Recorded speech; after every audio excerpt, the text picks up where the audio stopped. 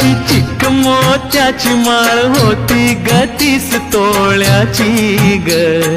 चिक मोत्याची माळ होती ग 30 तोळ्याची ग.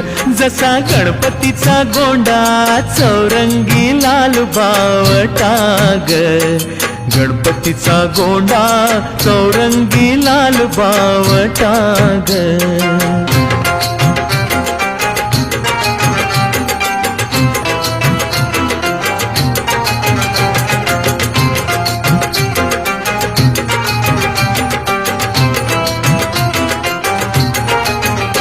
या चिक माळेला रेशमी मौचार दोराग. या चिक माळेला रेशमी मौचार दोराग. मऊ रेशमाच्या दोऱ्यात